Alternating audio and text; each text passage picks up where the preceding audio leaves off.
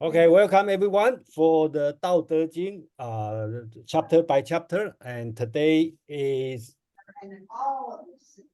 13th February. Okay, so we are going to start from chapter 48 and going to 49. So let's start from 48, and then based on our tradition, we start to read your own translation.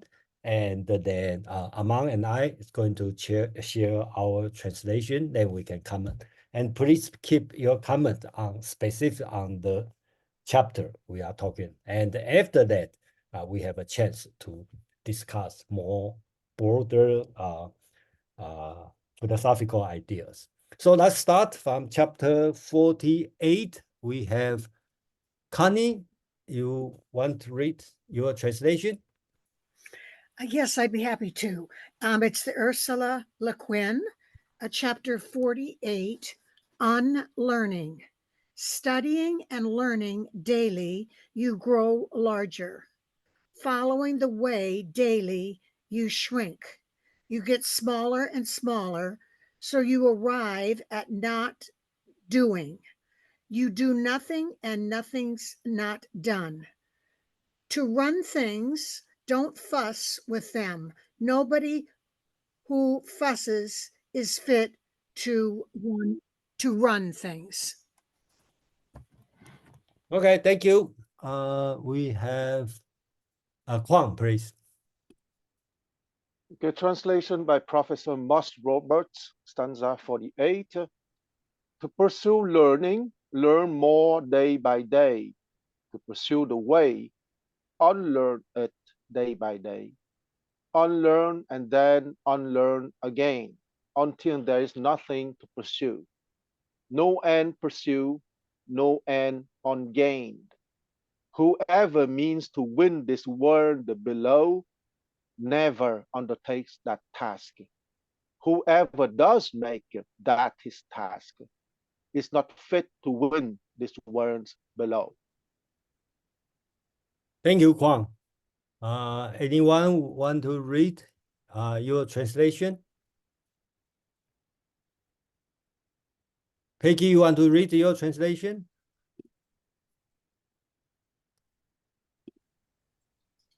Thank you. Let me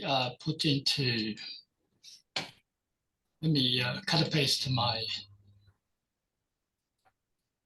sorry about this. I thought I already done it.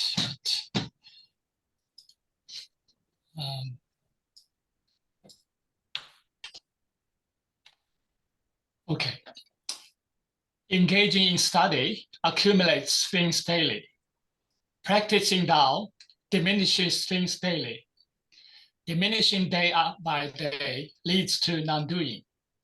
Non-doing leads to nothing left undone. To attain the world, one should not strive. Striving ensures you can never attain the world. Thank you. Thank you. Thank you, folks. I'm back. Does anybody else want to read? Let's wait for Peter to come in. I'm sure Peter also would like to read, but let's go with Paul first. Paul, go ahead. Usually someone reads the Stephen Mitchell, so I'll fill that role right now. Stephen Mitchell. In the pursuit of knowledge, every day something is added. In the practice of the Tao, every day something is dropped. Less and less do you need to force things until finally you arrive at non-action. When nothing is done, nothing is left undone. True mastery can be gained by letting things go their own way. It can't be gained by interfering. Thank you. Thank you, folks. I'm going to ask if I know that Peter usually reads, so let me ask Peter. Yeah, Peter, go ahead. Hi, sorry I'm late. So this is for Giafu Feng and Jane English. In pursuit of learning, every day something is acquired. In pursuit of Tao, every day something is dropped. Less and less is done until non-action is achieved. When nothing is done, nothing is left undone. The world is ruled by letting things take their course. It cannot be ruled by interfering. Thank you. Thank you, Peter. All right, Jason and Amon. Jason, I'll let you share and I'll read from my copy if you like. Just give me a second to exit out of the full screen. There we go. Chapter 48, Process of Decreasing. Pursuing knowledge is a process of increasing daily. Pursuing Tao is a process of decreasing daily. Decreasing and decreasing again until Wu Wei is reached. Practice Wu Wei, but nothing is left undone. Those who gain the world usually do so by not interfering. Interfering is not a way to gain the world. Thank you, Amon. I think this one, first I'd like to mention the sentence, practice Wu Wei, but nothing is left undone. Probably one of the most important message in the entire Dao De Jing, because we all know Wu Wei, but Wu Wei doesn't mean doing nothing. That means not interfering. So nothing left undone. So you still, the job still finished, but you just practice Wu Wei. And I think the second information here is important, is not by not interfering. In Chinese called wu shi, okay? And I usually translate shi as business, as interfering. So I believe wu wei, non-doing, is just opposite to interfering. So I think that's important. Another important message in this one is so-called the pursuing knowledge and the pursuing Dao. In Chinese, you can see Wei Xue and Wei Dao. So I think that's also one of the important, one of significance in Chinese philosophy, because Chinese philosophy separate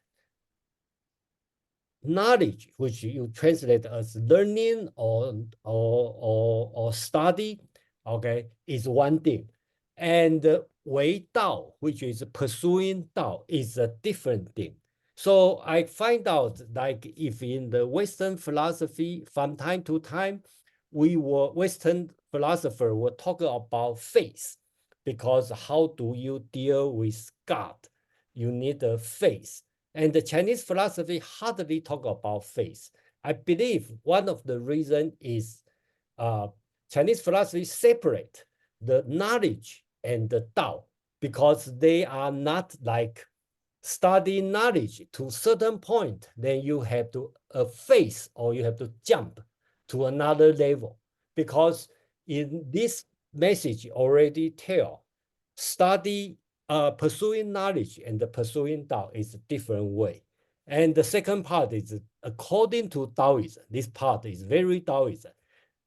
Studying, pursuing knowledge is a plus gain, right? You increase, you get more and more knowledge. And the pursuing Dao is a way of decreasing, okay? And how does it decreasing? Of course, not everybody agree, but my understanding of decreasing is simplify. You make things simple and simple until the day become wu wei, non-doing. But non-doing is not doing nothing, just not interfering. It's more on, does everything, nothing left undone. I think that's important for this one.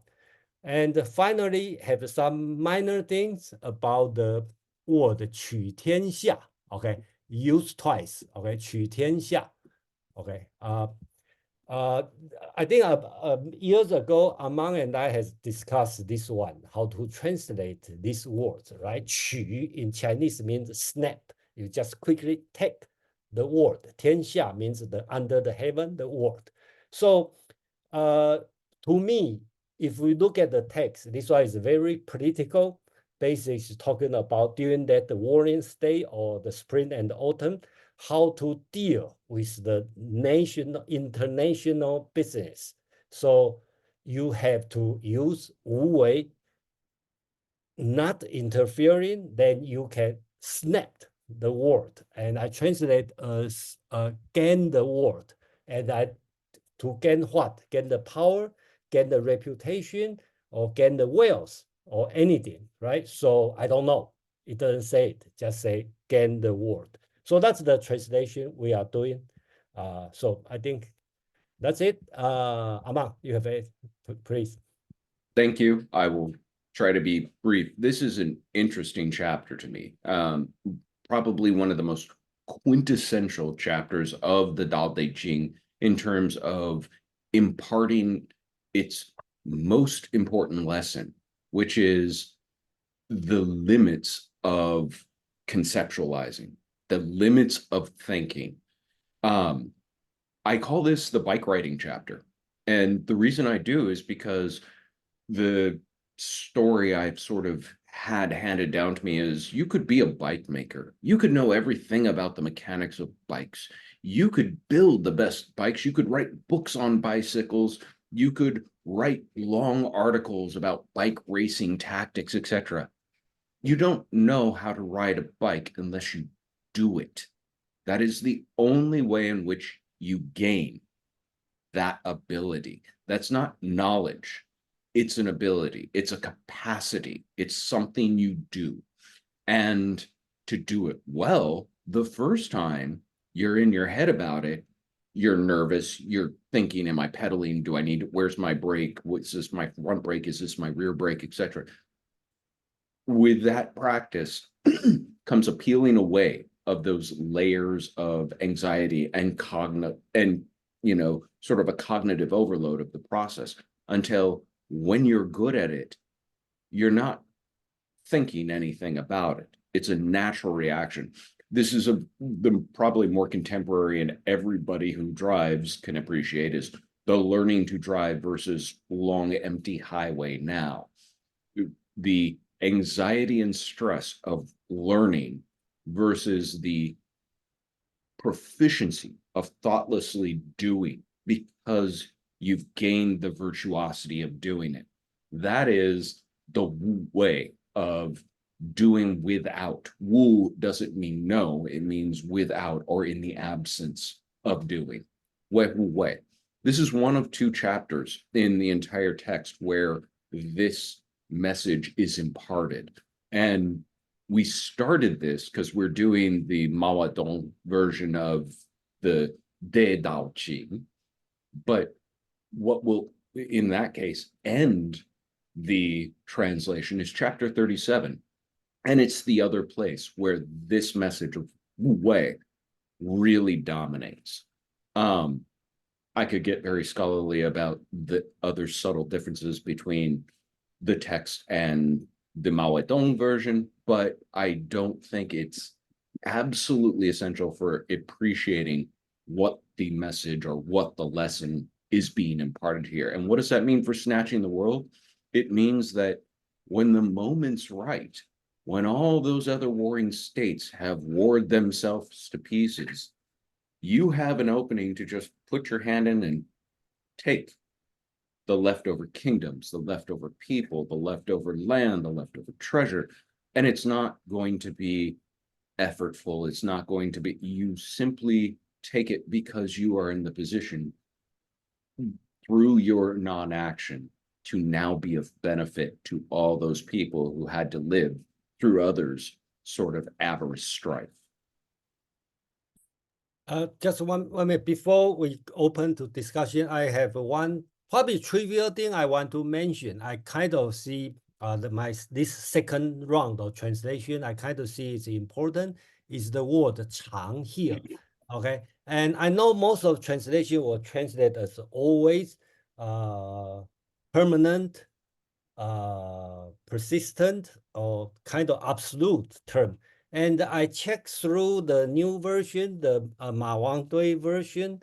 of Dao De Jing, they have to use two words, okay? So I decide to translate this word as less absolute. I'm going to translate as usually or common, this kind of way, okay? So it's kind of, I checked all the chapter, I think that makes sense. But again, it's probably different than if you double check on your English translation, probably most of people don't translate this way. I just want to point out, and I'm very, I expect everyone, if you have a question or you want to challenge this idea, I'd like to know, because I think the way I read the Tao Te Ching is less permanent, less absolute. So that's why this word will happen many times. So please pay attention on this word. And I expect is different than your version. So yeah, thank you. Thank you, Jason. Would love to hear everybody's comments. It's going to be Peter followed by Quan. Go ahead and type an exclamation mark or raise your hand in Zoom in order to comment. Peter. So please forgive me, because it's only been in the past 2 days that this quote has come up multiple times from Picasso. Quote, "It took me 4 years to paint like Raphael, but a lifetime to paint like a child." And to me, I don't mean to take away and detract and to bias the stanza relationship to that quote, but in relationship to this idea of what does it mean to decrease? And I think there's the idea of trying to move towards stillness, of trying to remove layers of potential sensation or reaction, where I would argue that so much of this has to do with conditioning, of this idea of that who we were before we started learning to conform, before we started pretending, before we started acting. And when our parents said, no, you need to be this. And every child has to figure, okay, how do I stop being natural? And how can I be what is required of me? How do I stop this natural compulsion of being? And how do I, I think one of the biggest things that we all have to learn, one of the greatest methods of self-control, is learning how to not wet ourselves while we sleep. It is that ability to maintain self-control, that tension, that inner tension of mind, a body, even to the depths of unconscious. And that is the beginning of our process of learning to conform to the world. And so to me, it is that sense of that cultural conformity, of that sense of you need to fit into this box, that we gradually, through our life, through our meditations, through our explorations of the Tao, the more we let go of these boxes, let go of these ideas of how we should be and act compared to the more naturalness, the effortless compulsion that when we have no strength whatsoever, what comes out? What emotions, what thoughts, what action, what dance, what's all the different things that would otherwise are right now in the way of true and deep and profound relaxation and peace in relationship to what we are and what comes of us. And to me, it is that angle of approach, not seeking silence or stillness, but that natural relationship to this idea that just like birds, we have a song. Just like all the rest of life, we go after that which we want most. And it is in that relationship that we can ease and lean into the naturalness of our being and accept that the world is doing likewise. Thank you. Great comment. Thank you, Peter. Next up is going to be Quan, followed by anybody else who wants to comment. Please go ahead and type an exclamation mark. Quan. I have a small question before giving my comment. Sure. Jason, you were speaking of the new Ma Wang Tui version. I thought that the Ma Wang Tui was not from 1973 and the Guo Tian was from 1993, meaning 20 years after the Ma Wang Tui. Is there another Ma Wang Tui that I'm not aware of? No, I don't know. No, I just find I don't know. I'm not that good on the different version, but I do find out Among probably know better on the which version. But I noticed the new version or Ma Wang Dui version has the two words, okay, Heng and Chang, okay, and then instead of only one word, Chang, okay. So there's a subtle difference, and which enlightened me because I always not reading Dao De Jing as that absolute or that serious. I see Dao De Jing is more loose. Okay, put this way. That's my understanding. You know, probably Amar would better know the different versions. Actually, I can give you a visual of the Mao Duong and the Guodian side by side here. That first one is the Mao Duong, and the second one is Guodian. There are 6 words in the Mao Duong that are retained from this chapter. Just 6. Because for those people who don't know those historical details, the Mao Wang Tui version has been discovered in 1973 and was from a tomb that was closed in 168 BCE. Okay, and the Quotian has been discovered, which is a place, has been discovered. The Quotian version has been discovered in 1993, meaning 20 years after, but was a tomb who was closed around 300 BCE. Okay, so the version who has been discovered in 93 was an older version by almost 2 centuries from the one who has been discovered in Mao Wang Tui in 1973. So the Mao Wang Tui was from a tomb of a certain marquis from the Han Empire. So the received version that we have is coming from the Mao Wang Tui version. Okay, that's why I was surprised to hear the new version, because Mao Wang Tui is the version which is the closest to us. Okay, but anyway, I think that Jason and Aman gave the important intellectual and philosophical element. I close that chronological detail. I would like to go to the more philosophical comment that I would like to offer. I think that this stanza for the A process of decreasing is very important because it is putting in parallel 3 things, okay? Learning information, learning skills, and learning being. Even if I think learning being is a quite clumsy expression, okay? I remove learning being, I would say discovering our being. Maybe it's better to say it like that, because our being is that pure awareness is our foundational reality. And in the normal social learning precisely, we tend to not feed that discovering of our being, or this rooting in our being. Okay, I come back to a metaphor that is used very often in spirituality. I'm sure that all of you know, is the metaphor of the beggar who has forgotten the diamond in his pocket. Okay, and the diamond precisely is, I love that metaphor. I always use it, and probably I won't bother you guys in the future reading with the same metaphor. That diamond is precisely that pure awareness at the foundation of our being, which is our being, that we forget because we are in the pursuit of learning information and learning skills. And paradoxically, for those who are too obsessed by learning information and by learning skills, they will end up by being clumsy because they don't let their fundamental being to be in manifestation, if I may say so. That being said, I would say that I already said in the past that Confucianism and Taoism are twins.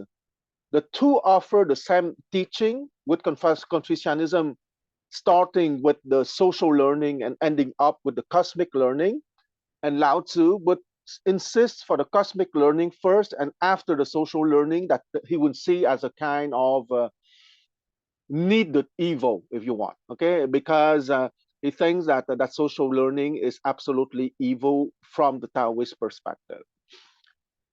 I would say that the perfect education that we don't have yet would be to introduce the cosmic learning, or the rediscovery of our cosmic being, when the child start to talk, okay, because we all know that the ego is a structure that is built around our name, okay, and that structure will run very fast and will be solidified from the moment that the child will talk, because that ego is constructed a lot around articulated language, and most children will start to talk around 2 years old.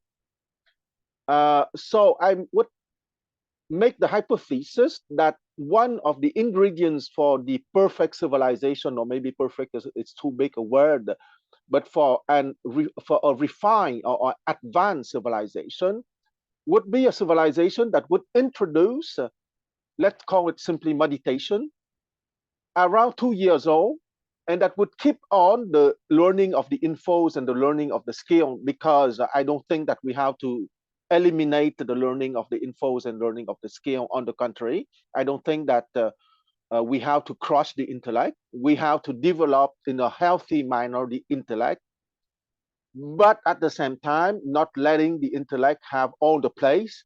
And because we would have introduced the learning of the techniques of meditation at 2 years old, at the same time that the intellect would start to run very fast and very strong, because most of the children start talking around 2 years old. I stop here for now. Thank you, Kwan. Great comments as always. Really appreciate kind of the historical background as well. Next up is going to be Nick, Paul, and Rupali. Nick. Yeah, thanks. I got a question. So especially for Jason, Amon, and Peggy who translated, it's the pair of contrast that one is about increasing, the other about decreasing, and in my translation, it's about gaining versus losing. So what is precisely being increased, and what is being precisely decreased in the text before we extrapolate into our various ideas of what is meant by this? Thank you, Nick. Great question. Amon, go ahead. The text says pursuing or gaining or increasing mostly knowledge. And that sounds antithetical to the human experience. All of us attempt to know more, gain more, have more acumen. That's a very human pursuit. I think that is not so veiled a coupling with the idea of knowledge as power. And so the idea of wanting to gain knowledge for the sake of gaining power is also sort of intrinsic to that lie. And if you take it contextually, if these are teachings to a princeling who is going to be entering a warring states period, then to gain seemed to be the name of the game. The only pursuit anyone was doing was trying to gain their neighbor's country's territory and population. And so, although it says to gain knowledge, I think that can be spun to understood everything else that comes with that in that time frame. Thank you, Amon. Jason. Thank you, Amam. I just want to direct the answer on the text. Okay, the word issue is, I agree with Nick. It's very difficult to translate because the gaining, I translate as increasing, some translate as gaining. The word is yi. Equal means benefit. So I'm looking for the second thing, decreasing. It's opposite. That's sun. That means loss.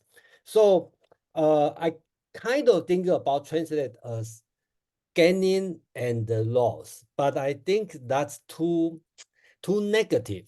Okay, and that's why I decide to use the word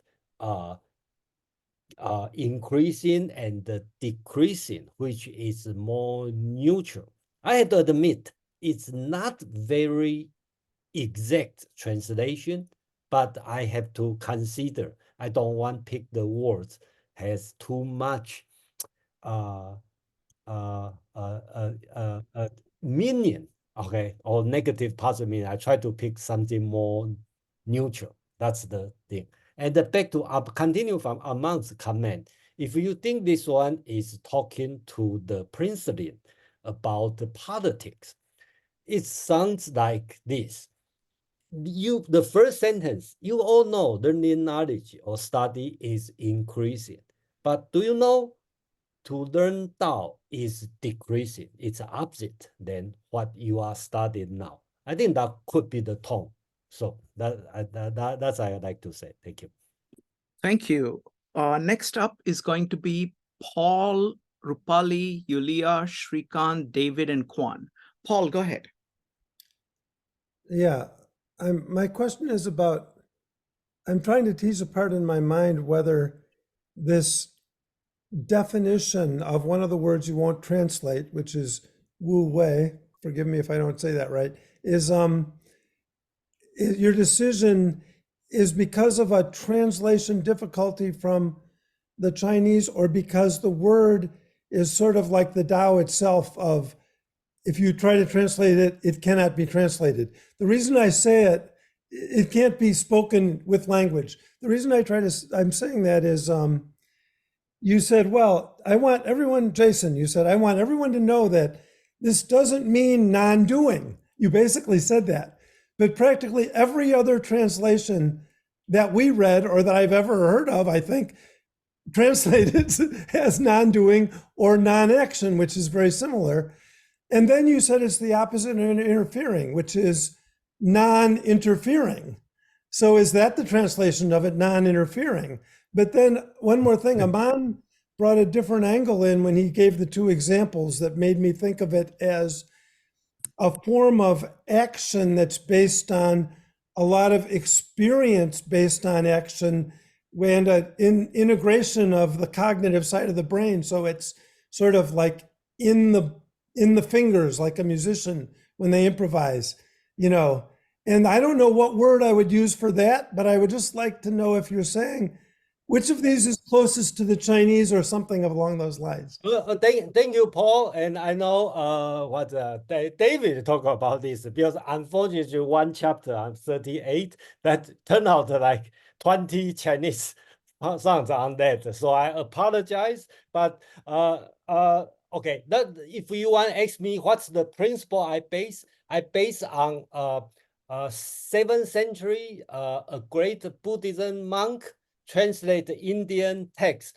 from Sanskrit to Chinese, Xuan Zhang. He has a 5 principle. He said, this 5 thing I'm not going to translate. One is mysticism. Second is have the multi-meaning. Third is 词土无有. That means there's no language in this place. Number 4 is tradition. Okay, it's been translated a long time. Number 5 is so-called Chinese word called 生善. That means the respectable word. Okay, Wu Wei met to the 5th one because I think it's respectable word. I don't want to translate as just non-doing because it's respectable. 人, okay, benevolence, I think it's multi-meaning, because if you just use benevolence, you lost the meaning. That's why I translate this way.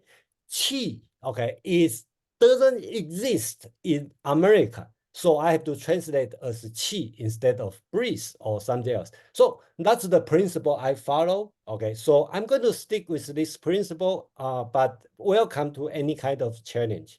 Thank you. Thank you. Thank you, Jason. All right, next up is going to be Rupali, followed by Yulia. Rupali, go ahead. Thank you.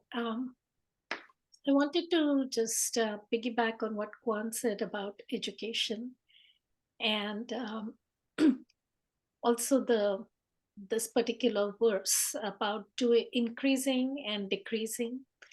And when you do less and less, there's nothing to be undone, really. And so in terms of education, I think I'm very curious to see, Kwan, what your thoughts are. I'd like to discuss that. I work with children ages 2.9 through 14 years of age, and I run a Montessori school. A big part of Montessori education focuses on their moral development during this age group. And Maria Montessori's philosophy is that the teacher should do less, which means that the teacher's not really lazy, but she's allowing the child to do more. And by allowing the child to do more, the teacher has to observe and give the right tools to the child at the right time so that the child can continue to grow. And so that is the increase in the child's development. But the teacher has to decrease her interference. And the less and less and less she does, the more and more the child learns. So I really like this verse a lot, because Maria Montessori says that the teacher needs to do less so that there is the increase in the child's output, because the child comes with that potential. And I think that Tao is that potential. And Wu Wei, and maybe I'm just a beginner in this, so I may be incorrect. So pardon me, but I feel that Wu Wei is that Montessori way of doing things where you're not interfering when everything is going well, and you step in only to aid the development of the entity that you're working with. Thank you. Excellent. Thank you. Thank you, Rupali. I think Aman and Jason have comments on it. Aman. Sorry, I did not want to jump the line. I was enjoying this. I wanted to address what Paul was asking about not translating Wu Wei. And I also wanted to address what Rupali was just saying about the idea of applied Wu Wei. Wu is not the same as not or non. It would be closer to without or in the absence of. And so it's a subtle distinction, almost without a difference in the English language, but it's significant that it's the choice of the Dao De Jing to refer to this form of action, because nothing is left undone, as Wu Wei, as opposed to any other degree of Fei Wei or anything else it could choose to say about it.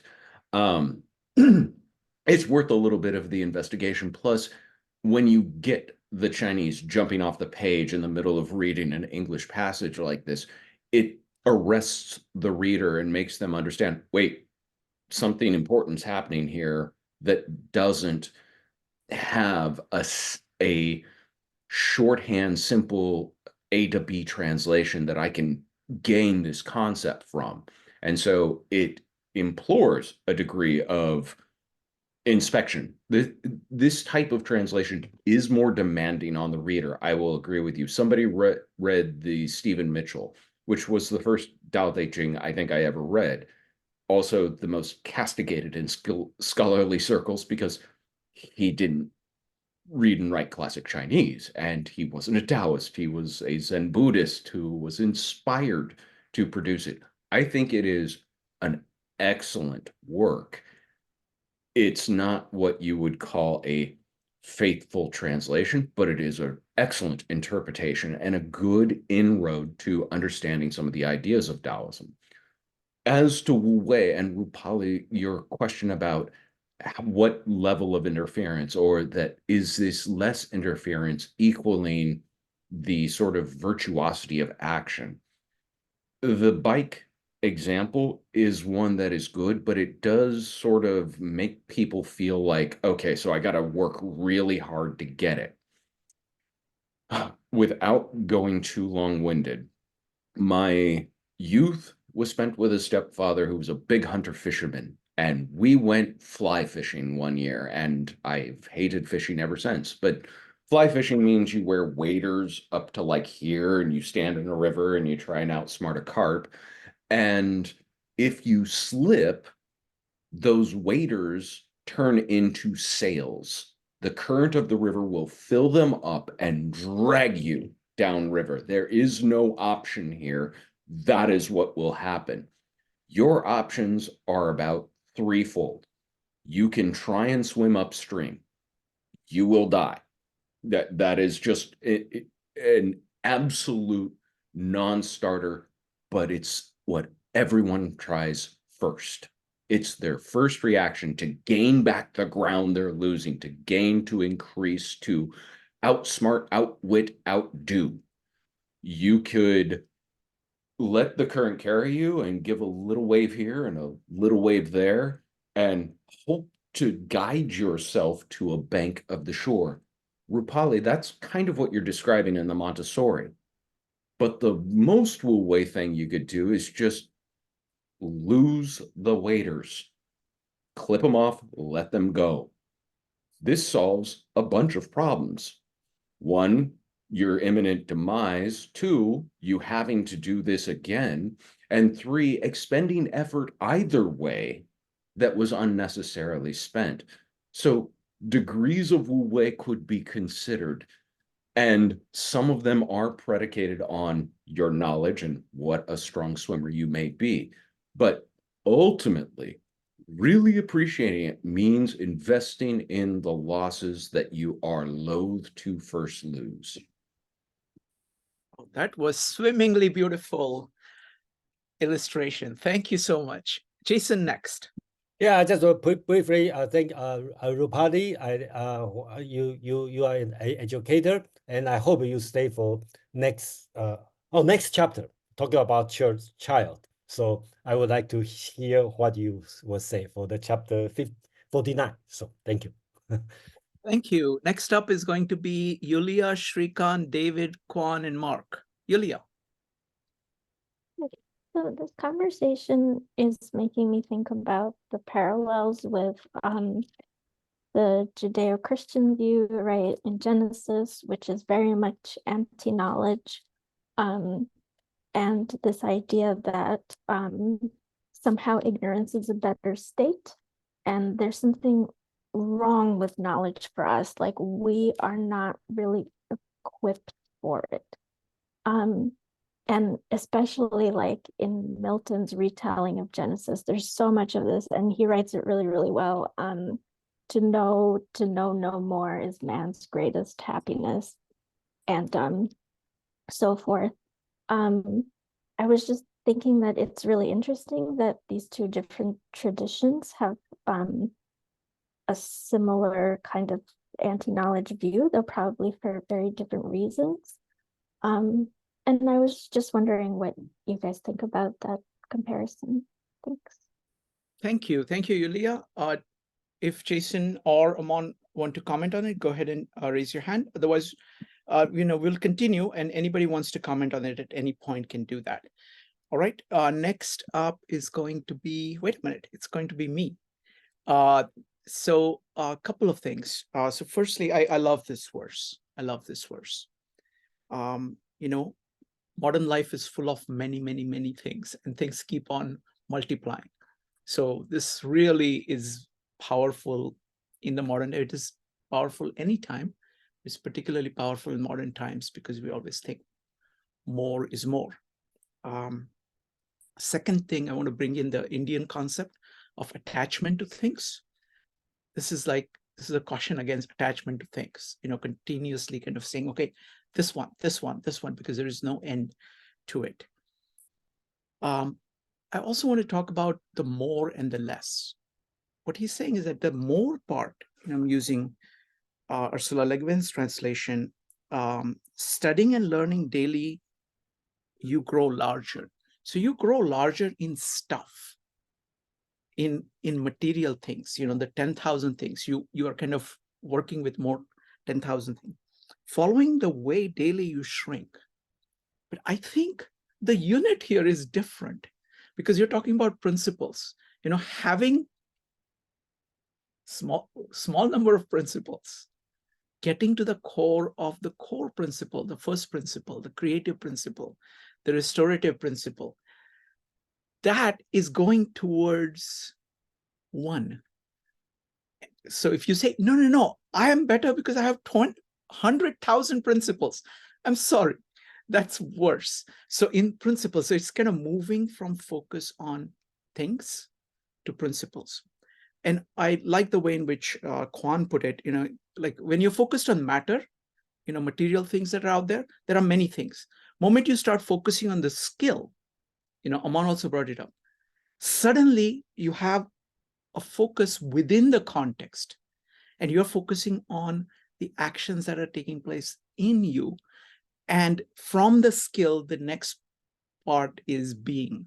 So it's like things, skills, and beings, each kind of getting concentrated, and they're getting concentrated. It's not like you're doing, actually, you're at the point of maximum leverage. You're kind of moving towards, as Aman was saying, you're kind of accepting the flow so that you're moving to the points of maximum leverage. All right, next up, give me just a second here. I lost the track here. Hold on. Okay, next up is going to be David, Kwan, Mark, and Peiji. David. Right. Hi, thanks. This was about, I think, was it Nick? And the question's been discussed, the balance of these first two verses, the lines of the stanza we're looking at. And that learning, aiming at, it's sort of being put at aiming at augmentation, whereas the truth, the way, the Tao aims at diminution. This has been a recurring theme, not said quite in this way, but it's directing us to scale what we do as we do it, not just get swept away with the river in the particular thing we're in at the moment, losing track of our being, which is easy to blink and not pay attention to your being anymore. And this is saying the basic has to be present. So we did have learning as a good thing. So that's standing on that learning back in 38. The learning was pushes up in response to the disregard of the Tao, the disregard of truth. Learning comes to the fore as a positive force when you have that problem. But the Wu Wei, the greatness is indwelling in the fundamental, which is the real, right? And shunning the trivial, the ornamental, so the unessential. So when you're learning, as Shrikant was saying, you pull out the principle. And what you learn, as much as you learn, it attaches to the principle. So it's the simplest possible, branching out. It's still unified. And this is connected, I think, to a lesson also came up about satisfaction is not having more stuff. It's a clarity about what you have present and what's real. And dissatisfaction is the confusion over what you need more, stuff that isn't here. Constantly leaving the present, the being. So this reduction down to what really is, in a sense, comes to not having superfluous things, and the inaction of that leaves nothing real undone, right? So but that was also taught before in terms of learning, so now we're doing it, learning towards inaction. This is just bringing it in, that learning seems expansive, as we've said. I guess I made a full circle back to what's already been discussed. Thank you, that's all. But this is an everlasting circle. So we've been doing this circle. The nature has been doing the circle. Human beings have been doing the circle. So you're welcome to do the circle. Thank you. Next one is going to be Kwan, Mark, Peiji, and Nalini. Kwan. Okay, so my comment will be on education and a little bit in interaction with what Rupali said, but also what I would want to say from spontaneously. I would use another metaphor coming from Friedrich Nietzsche in also Speak Zarathustra. I don't remember the chapter, but in the image the following. He said that a man is made into a camel, and that camel needs to transform itself into a lion, and the lion needs to transform itself into a child. Okay, so I think that all of us here understood spontaneously that the camel is the animal, the beast of burden that receive the values, the concept imposed upon him. And the lion would be the person who would enter into rebellion against that. And when that rebellion is successful, well, that person is going back to be a creative child. Okay. So that is the tragedy of our present education, putting too much emphasis on brainwashing the children. Okay, because I am a clinician in psychiatry. I know what I'm talking about, because most of the time that we deal with people, it's because they did not manage to become a creative child. Okay, because if they goes into my office, it's because they are no more a camel. They are in the phase of being a lion, and because they transform from a camel to a lion, there's some suffering that is related to that transition, if you want. The Montessori school or any education at home, because I has been educated at home for the first 12 years, and I would say that the difference is when you are educated at home for the first 12 years, since the class is much smaller, each child has the space to express his natural being rather than to have to receive the BS that is imposed on him by the society. I'm sorry for having used the expression BS. Then I would say that Maria Montessori is probably a good approach in the sense that I was speaking of the diamond, okay? If the education will make the child discover his diamond at a very early age, ideally at the same time that spoken language, meaning at 2 years old, the master, the creative child will appear first before the burden will be too much. Okay, so that person having a good education and a good training at the same time, because I distinguish between education, which is the process of discovery of that diamond, of your original nature, of your original being, that the Chinese would call the original face, and training, which is learning of information, of social values, of social skills, of technical skills, right? So I think that both are important. I am not of the kind of person that would say that we should forget about the intellect, or we should forget about the information or the social skill. I am not interested to return to prehistorical times. I want science, I want technology, I want glory and splendor, but I also want people to have their diamond, meaning that they would be masters. And here, I think that most of you know the word of the psychiatrist Ian McGilchrist, the master and his emissary. The master is precisely the diamond. The emissary is the intellect. So if the master is there, the intellect can be extremely developed, extremely complex. The intellect will never take over the master. That is what is important. And I think that the translation of that verse, which is extra, first, I want to ask everyone here, I love very much that stanza, but I don't like the translation, okay? Because the translation gives the impression that you have to get rid of the intellect. That's not the case. You have to make the intellect the servant, and you have to be the master. And once you are the master, the intellect can be as big as the universe. It doesn't matter, because it will be your being that would be at the center.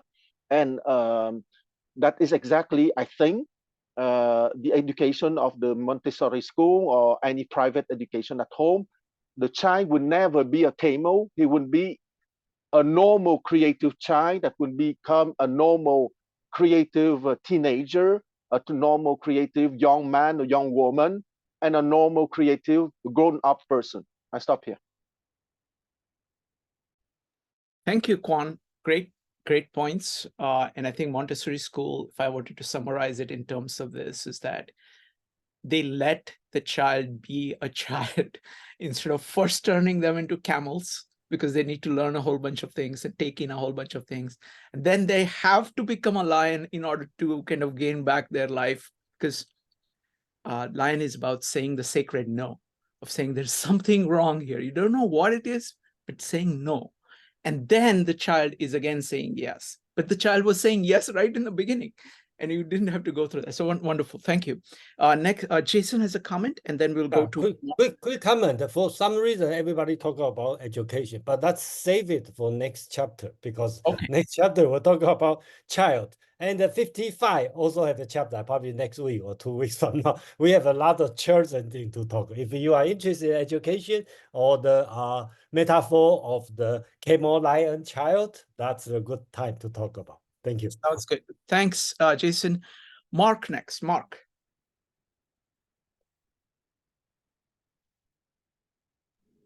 Okay, thanks. Love hearing everybody's ideas on this. And one thing that was echoing with me was, Quan, what you had said earlier about how we can enrich society if we teach kids how to meditate around the time when their knowledge machine is really kicking in. And would that make them more balanced? And maybe, do you mean also because they may know how to meditate initially, we just have to prevent them from forgetting it? And I agree with you there. And my question about the chapter here is, because there's a distinction between learning and the Tao, I know that we've characterized day, the day of Tao Te Ching, as a state of conscious mind. And this is from Pai Ji, from you, as self-awareness. And I'm wondering how closely we should associate the day with this learning. And then we're given the contrast of the learning and the Tao. So are the Tao and the day exhaustive, in a sense, in terms of ways of approaching the world? And do they represent perhaps the bottom of the trigram versus the upper half of the trigram? I'm not sure, because Quan, I know that you've been integrating that as well. So there's my question. Thank you. Amon, go ahead. I would say almost by definition, the Tao is exhaustive. It certainly can be exhausting to try and understand, but its ubiquitousness is one of its key features. There is no place or time or way that the Tao isn't, because even if you go there it still is. So to ask if that's exhaustive is kind of saying, is time exhaustive? It is a feature that simply exists. A brute fact, as they like to say in philosophical terms. As far as day being exhaustive, day is something that everything has, but there you're talking about something in degrees. And so your day can be very diminished. And there are ways of diminishing that pure, authentic you that could shine through. We educate it out of you is a big part of that. And that is by design. Wetting our beds is something we are made to stop doing because it's incredibly inconvenient for all parties involved, but not so much for the average animal that just exists without worry about somebody having to wash the sheets, etc. And so we start hampering day very early on. That is kind of what the training here is imparting. That to get that back means letting go of a lot of learned behaviors. And there's a robust discussion happening in the chat about learned behaviors. We don't get a say in learning behaviors. In fact, it is the Tao of being a human that we clasp onto and obtain a language just by osmosis of other people speaking around us. And we don't get to pick what language that is, but it has an effect and it shapes us. By the time anyone would be old enough to begin understanding the lessons of this, so much has already been done. They're already wearing clothes. They're already potty trained. They've already, acquired a language. These are all things that are learned. And the Tao, part of the Genesis conversation that was happening, the Tao never goes about saying to learn is bad. To know things, to learn things, that's perfectly fine. That is almost what it is to be a human. But measured, it's the absolute sort of avarice pursuit for more. I need to know more. I need to understand more. Our version of this that we kind of have in the modern day is doom scrolling social media because we got to just get the next thing, the next hit. We can all acknowledge that ain't helpful. And you can see the zombified person who's doing it, who might have some great personality that you're never going to get to encounter because their unquenchable thirst for more is just what they're consumed by. Thank you, Amon. So Amon and Jason, I have a kind of moderating question for Jason and Amon. There are a lot of people who want to talk about this, and I want them to be able to do that. At the same time, we are committed to doing two at a time. So one possibility, there are two possibilities. Either we can just continue with this and not do the next one. That's possibility number one. Possibility number two is that we can start off the next one and then allow people in the discussion to comment either on 48 or 49.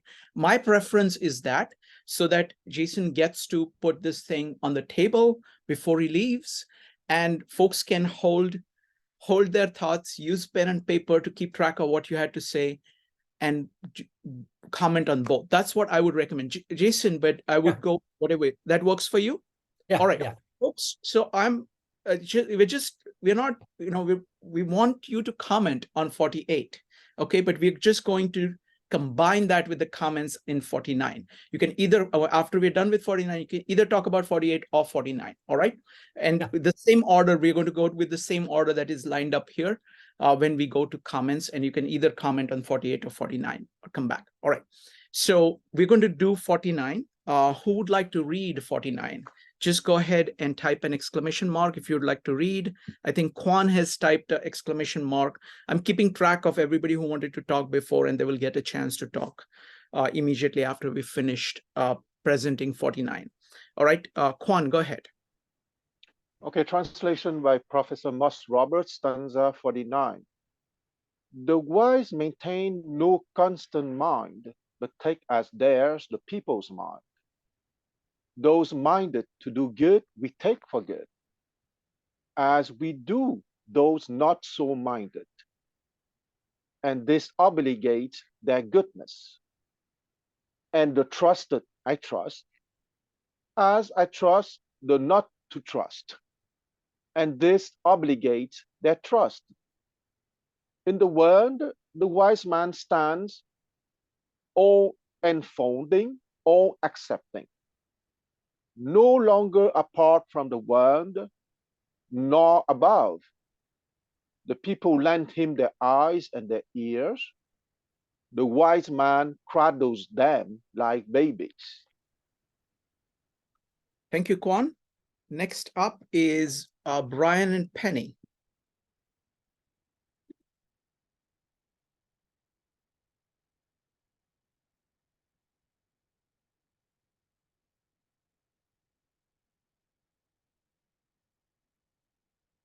Okay. I'm going to read J.H. MacDonald.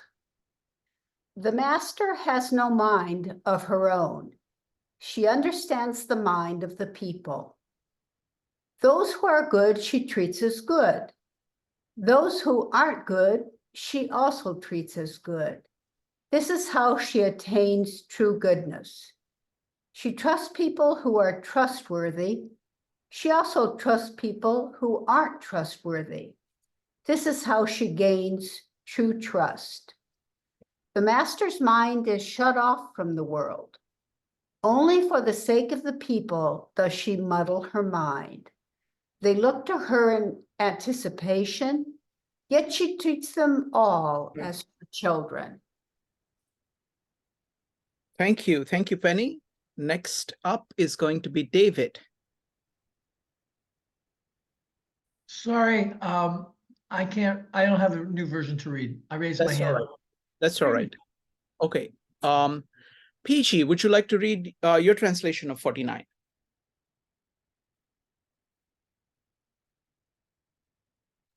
Okay, thank you. Sages have no mind of their own, taking people's concern as their own. They are kind to the kind, they are kind to the unkind, for De is kindness. They are faithful to the faith believers, and they are faithful to the non-believers, for De is faithfulness. Sages remain tranquil and accepting in the world, equivocating their minds for the world. People are attentive with eyes and ears wide open. Sages make them become children again. Thank you. Thank you. Thank you, Peiji. I'm going to read Ursula Le Guin, and then we will go to Jason and Amon's translation. And then we will have comments on both 48 and 49. The wise have no mind of their own, finding it in the minds of ordinary people. They are good to good people, and they're good to bad people. Power is goodness. They trust people of good faith, and they trust people of bad faith. Power is trust. They mingle their life with the world. They mix their mind up with the world. Ordinary people look after them. Wise souls are children. Jason and Amon. Jason, I'll let you share, and I will read from my copy. Chapter 49, Day of Goodness. The sage always, usually, has nothing in their bosom. His bosom is the bosom of all people. For those who are good, I am good to them. For those who are not good, I'm also good to them. This is the day of goodness. For those who are trustworthy, I trust them. For those who are not trustworthy, I also trust them. This is the day of trustworthiness. When there is a sage in the world, he blurs his bosom in order not to disturb people. All people focus their eyes and ears, their own business. The sage treats all of them as children. Thank you, Amon. I think Amon pick a very good word. I like it. Bosom. Okay, because most translation translated as mind, but Chinese xin means the heart. So so usually a lot of academic translate as a heart mind or my heart. I think it's too non-English or something. But Amon said bosom, and I try to match on other texts. I find out other than it's an old English word, it's probably very fit to the ancient Chinese text, because it means not only the mental, also means your feeling. Okay, so sensual and sensual and the mental. Okay, both sides. So I think I'm going to stick with this word bosom for the translation. Another thing is there's a way you might find some different translation, because the Chinese word here, some version talk about 常无心, that means has nothing in bosom, or sometimes is 无常心, has no constant mind. Okay, so these two words may swap. So I don't know which one would be right. I prefer the way I use, which is has no nothing in his bosom, nothing in his my heart, because no bias. If you read, I need to quote from Zhuangzi in the chapter 4, the human world, when Yan Hui, Confucius, of course, that's another true story. When the Confucius student want to talk to a tyrant, Confucius asked him to have a fast of mind, which is this kind of idea. You have no bias, nothing in your mind. Okay, I think that's the meaning here. So again, this one is very political teaching.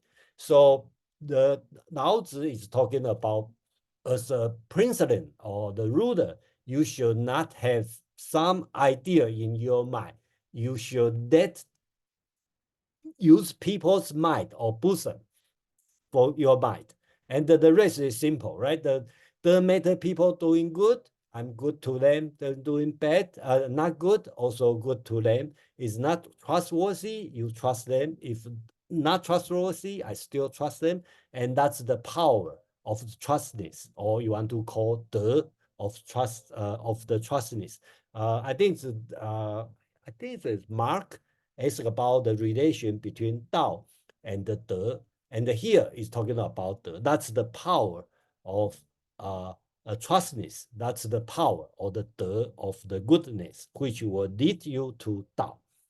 Finally, when there is a sage in the world, 欣欣然, so basically he want to hide. In another way, he want to blur his mind, his bosom. Okay, and the last two sentences would be, you probably will see many different kind of translation. It really depends on how you read the Chinese. The Chinese read 百姓皆注其耳目, ear and eye, focus ear and eye. For all the people, focus ear and eye. So what that means, some people, some translator, or including Chinese or English, may see this one as looking at the sage, right? Focus, listen to what the sage said, okay? All you can say is focus on your own business, which is opposite, right? So I would prefer the interpretation of all the people are focused on their own business, okay? And then the sage will treat them as children, okay? Remember, it's not baby. Hai is not baby, it's a child, toddler. So a lot of translation will say the sage will make them to child again or baby again.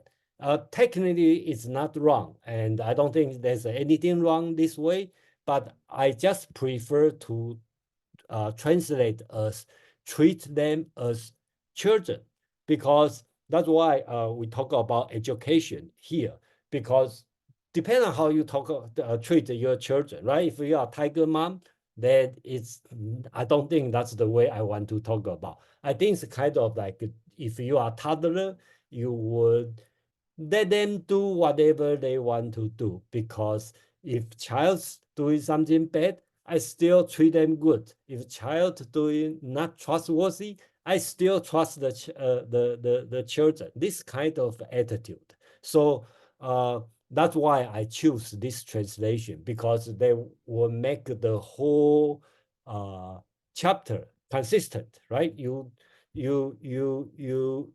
treat the people as children and let them do their own business, and then don't interrupt them. And then I also don't have a fixed mind, or I don't have any bias, okay, to do it. So that's how I read this chapter. But of course, I do my best to be faithful to all the texts. So of course, you can have your own understanding or your own interpretation. Yeah, thank you. Aman, please. I just want to say, here is the remedy for those who read Wu Wei and were saying, what? I got to learn more Chinese? And I have to say, after reading this aloud here, I don't hate it as much as the first time I offered it, because Xin, I dropped into the chat, is a hard word to translate into direct English. Yes, the actual character is a picture of a heart, but the concept and connotation is one of heart mind, very similar to sort of ancient European understanding of where does the conscious mind reside. It is a function of the heart. And so I really hunted for a more accurate, direct English word that conveyed the same idea as Xin. The closest one I hit was this very sort of archaic term, the bosom, because it is something that was of a kind to the idea of Xin. And so when I offered it, or when I made the suggestion, I think I even told Jason in our commentary, I don't love this word. I'm not thrilled with it, but it's the best one I can find. Reading it again, it reads smoother than I originally thought, because every time I hear bosom, I think it's something like my inner 8-year-old just giggles, because of sort of the modern spin on it. But this is the challenge of translation. You want to find something to be faithful to the text. You want something that communicates well to the reader. You want it to evoke some of the same eloquence as the original text. So yeah, don't mind me. I'm actually just kvetching about the trials and tribulations of doing translation. But like I said, I don't hate it as much as I did on first reading it or first suggesting it. In fact, I think it works quite well. And I want to say, Jason is correct. The idea of I'm good to those who are good to me, I'm good to those who are bad to me, I give trust to people who are both trustworthy and untrustworthy. That seems kind of anathema. Those are earned qualities. And what you're reading here is, no, they're not earned. They're a feature of human beings that we can give wholeheartedly without demanding someone else earned it. There is an elimination of what we perceive of as dichotomies and what the Taoists would say are false dichotomies: trustworthy, untrustworthy, good, not good to me. These are false binary options, and those false binaries are the traps that our nature is so prone to cling to. A lot of the discussion that was happening in the chat was around this sort of binary: to murder or not to murder. That is the question. To indulge or to abstain. That is the question. There's another option, which is find the way that isn't either or. Maybe there is, in fact, a way that is not always either or in every case. Granted, in every case, I am not allowed to kill people in the grocery store who park their cart in the middle of the aisle. That is an impulse I am still struggling with every time I grocery shop, because you can just slide that sideways. I don't get road rage, I get shopping cart rage. But I accept my shopping cart rage as a feature of what's going to happen when I go grocery shopping. And knowing it ahead of time, I can take a few breaths, go in there, indulge in my homicidal impulses when they hit me, and leave knowing that, yeah, I probably did the right thing. I've struck the balance between feeling this way, acknowledging this, doing it, and still getting home to feed my family, which is the whole point of going to the grocery store in the first place. Thank you, Amon. All right, So we're going to go with the order that we had before. Jason, just 1 minute.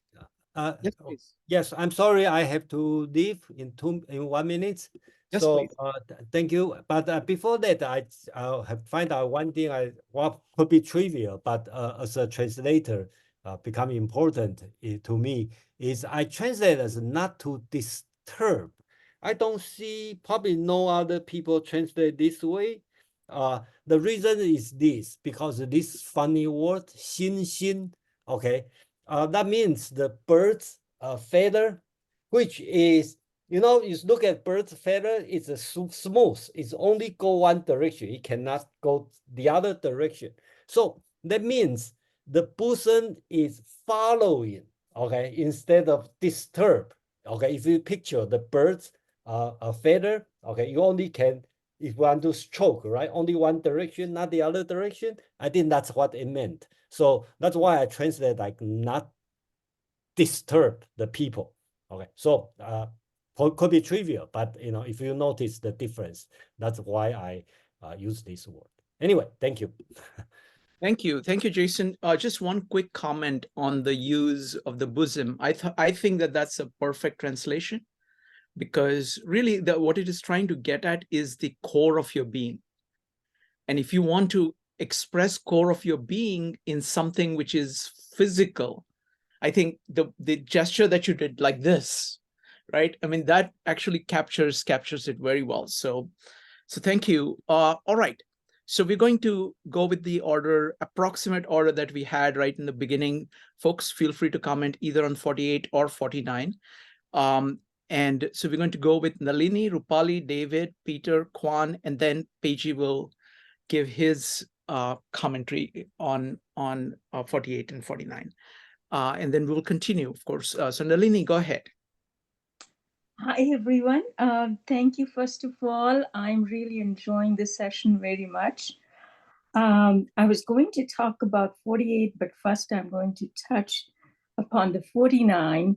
And Aman, thank you. Thank you so much for using the term bosom. It actually brought tears to my eyes. I think of the sage with the bosom, which is full of warmth and love and affection without any bias, who would hold you and embrace you. That's how I felt. It was very, very warm. That's what brings to my mind. And coming to 48, I think I touched upon it last time. And it's, again, the same thing about the knowledge, gaining knowledge. But I believe some of you, and also Shrikant, you mentioned it, and I think Aman, or I don't remember who, learning, knowledge is the information that you receive, you gain knowledge from that, but it has to be used for practical reasons. And to do that, you need the skills. If you don't have the skills, then you cannot filter that knowledge and use it for whatever purpose you're going to use it. At the same time, you have to let it go, because the old information, not always bad information, because in history, you need the old information. But in some areas, you need the new information. So when there is information load, when you're collecting all that information, you need to let it go to make room for the new information that can be used. Let go, I thought, and just to clarify, I'm new at this. I don't know anything about it. So please forgive me if I am saying something which I shouldn't be saying. I apologize for that. But to me, let go, as I explained, but it also means, and I think Shrikant mentioned it, is the detachment. It does not mean indifference, but just detachment where you can grab something new if you don't need. And the detachment can be to the materialistic things as well as to the knowledge that you have gained. You can become detached to that in order to make room for the new information. That's it. Thank you. Thank you. Thank you, Nalini. I think Rupali is going to go a little bit later, so it'll be David and Kwan next. David, go ahead. Oh, thank you. That was sooner than I thought. I like what Aman said about when we look at these as binary issues, do and don't, we might be constraining ourselves unnecessarily. I think that sort of does fit into this number 49. And it's sort of, interestingly, in another way, I'm going to say it doesn't, which is one, it sort of suggests an objectivity to the morality of the Do. Because there's a distinction being made between the truth teller and the deceiver, and the one trying to do something.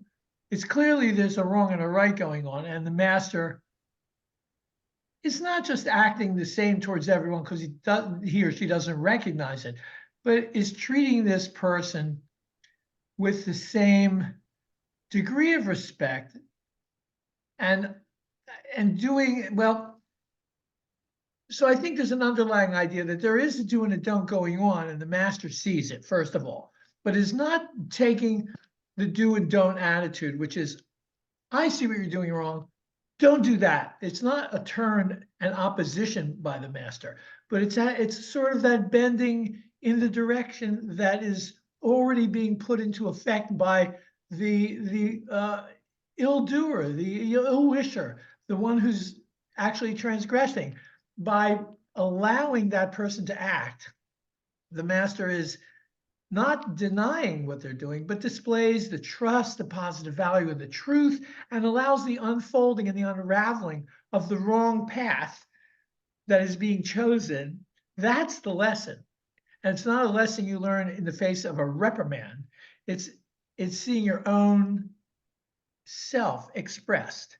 So this is a wonderful story for teachers. Here's a way, it's a practical lesson. Here's how to show people the results are concrete because they learn by watching things unfold of their own doing, and no one's denying it. It's happening. So the master is actually untying the knot that this person's creating by not acting against it. So this is a wonderful teaching practice to me. That's all. Thank you. Thank you, David. Next up is Kwan. Kwan, go ahead.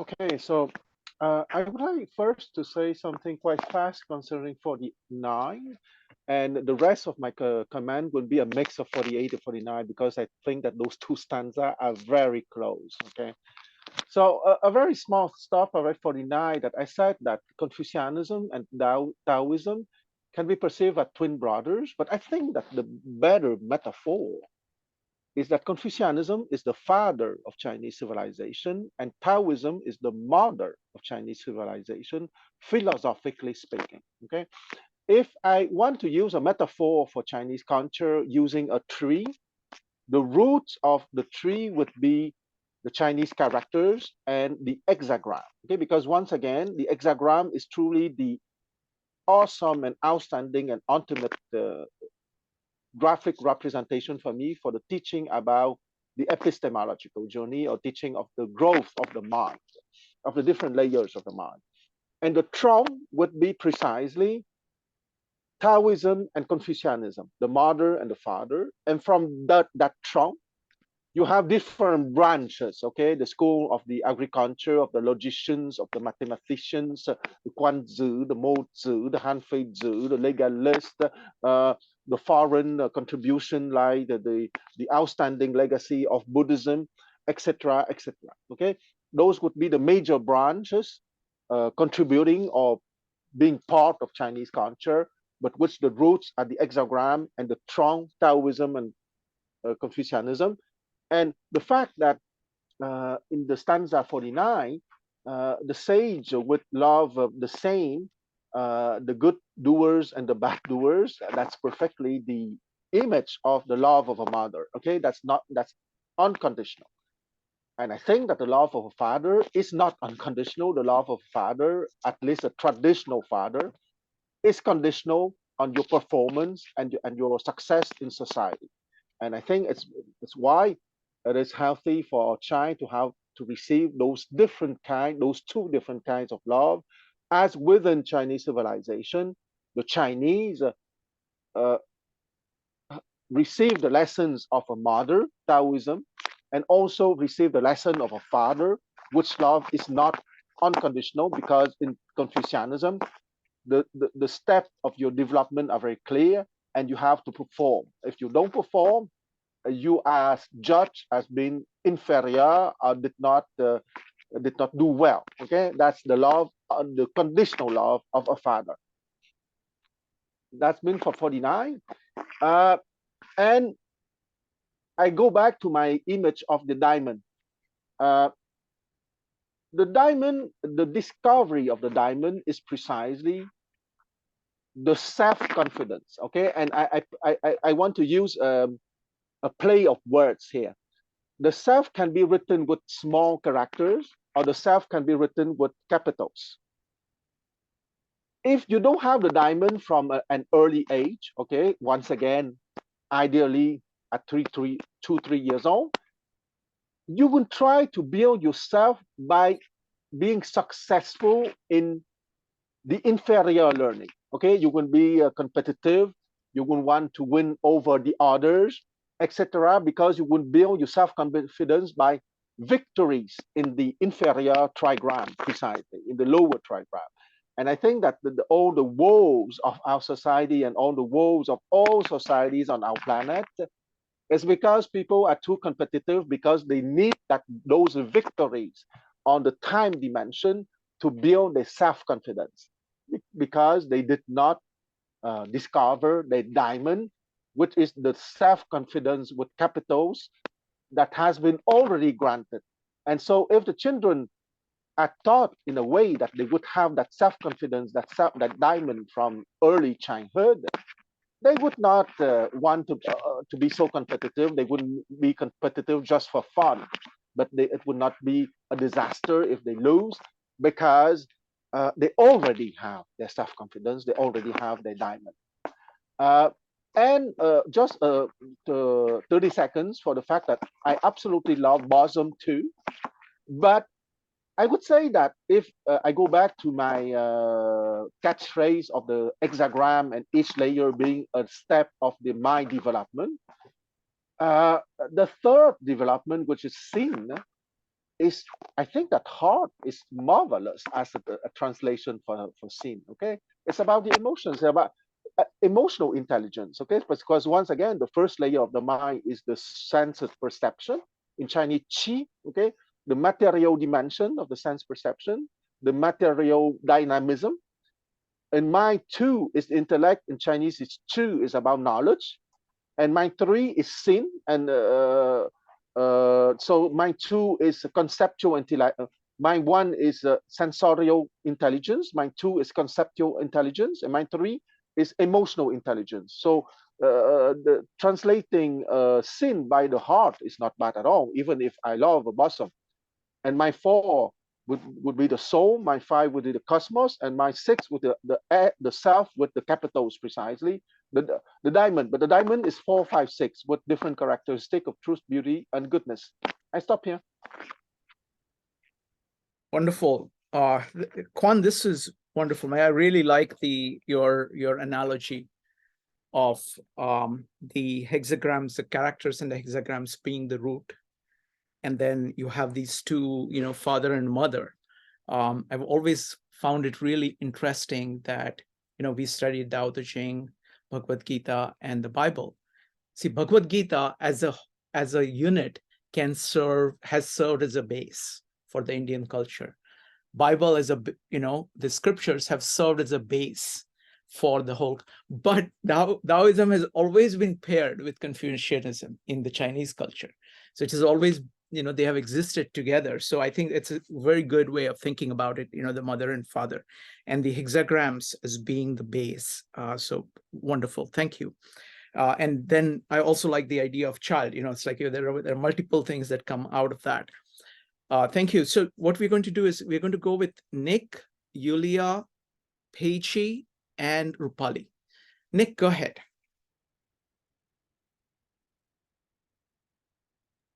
Yeah, thanks. I'll just pick up the last point by Quan, also discussed by many, on the translation of Buddhism.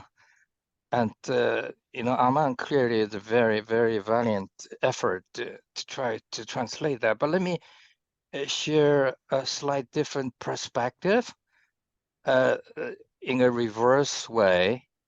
When the Chinese tried earlier to translate the Western philosophy into Chinese, and they started with the English version, and they were having trouble with the German, the concept of this heart. And then sooner or later, they realized the German word was actually Gemüt.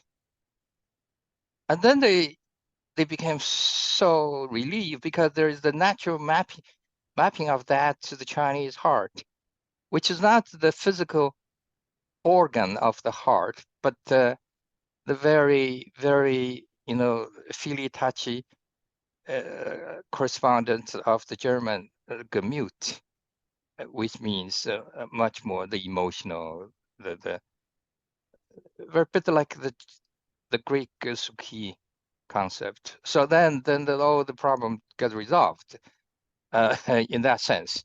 So what I'm trying to say here is that I think it's lack of the unique mapping between the Chinese conceptualization of heart with the English terms merely indicates the different ways of thinking.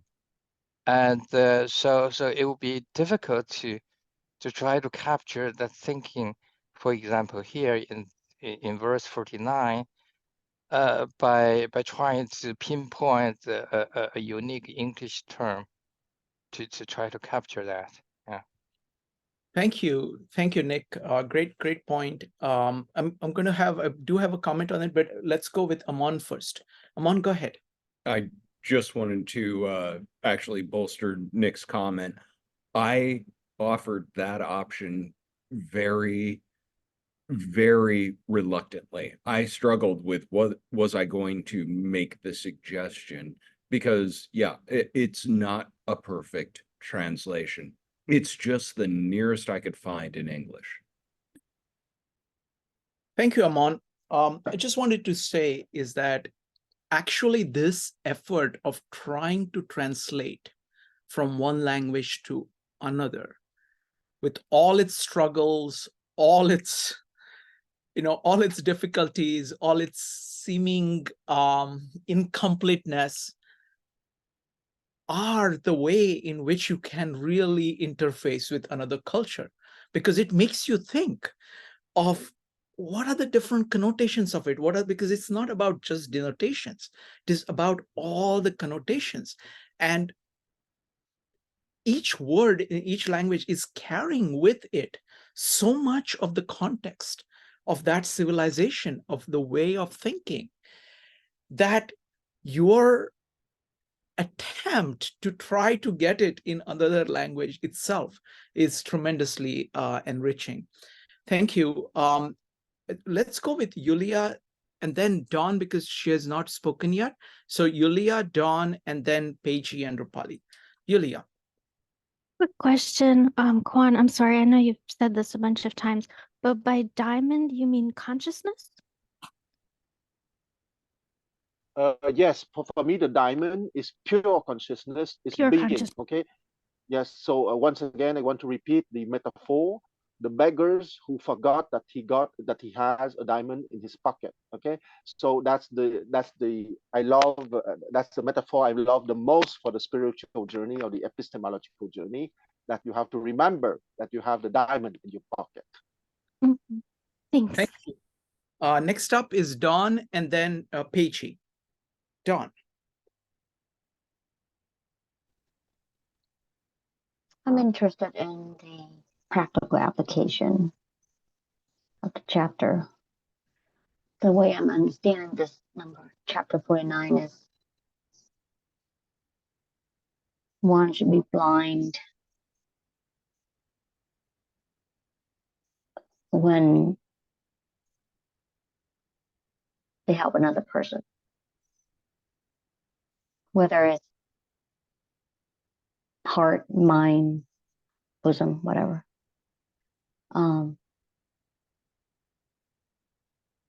What I want to know is, and the reason why I attend a lot of this philosophy meetups is to learning from others how they applied the chapter to everyday's life.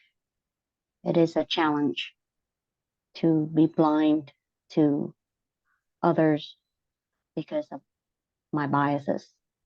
So I like to learn from others how they practice this philosophy. Thank you. Amon, would you like to address that?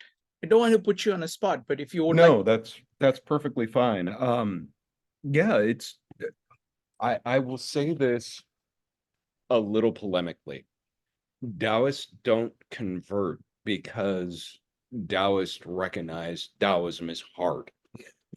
Therefore, they often will discourage and actually encourage people, go play with Confucianism, go do something that'll give you clear and concise boundaries and rules. This is not an easy thing to necessarily always do. The tongue-in-cheek example I gave in the chat was that I lecture to students who are paying attention, and I lecture to students who are on their phones or sleeping in class, one and the same. I don't necessarily call out the student who doesn't appear to be paying attention, only because that doesn't serve anybody. So that's a practical example of applying this in practice, but it is hard because it means I'm letting them have enough rope to hang themselves. I'm giving them the opportunity that they may fall short come, time to respond or time to quiz them. That's something I set up from the beginning by telling them, I'll call you out by name. I expect you to have a response. And when you are sitting there dumbstruck, you're going to be embarrassed. And hopefully your embarrassment makes you want to do this differently. But then we go through and I don't try and browbeat them into being a better student, because I can't make you be something you are not. That is a hard lesson for an educator because that's almost the definition of what you're trying to do in the job. So you're reconciling this pursuit with the appreciation of the limits of your power. That is part of how this goes. The other thing is the sort of magnanimity when it gets near finals time and I get to see the best and worst students at office hours. And when you see the worst ones, it's because they're failing and they want to know if they have an escape route. I always try and let them know when there's an escape route, how that escape route works. I lay it out for them without malice or, comeuppance or I told you so, because that doesn't help in that circumstance. There are other examples of this, and probably the one more people can relate to. If you have children, you have had to trust a child who has not earned your trust. Every child has lied to their parent at one point or another. And then you have to give that trust back. You have to be kind to them, even when you want to strangle them. And if you haven't had a child, if you can reflect back on being a child of your parents, you can think, well, yeah, I definitely gave some undeserved, grief to them and got some undeserved, hopefully got some undeserved kindness from them. Hopefully that is true for everybody. I recognize that it's not absolute, but it's hard. It is very hard because the impulse may be to throttle. The impulse may be to verbally lambaste somebody.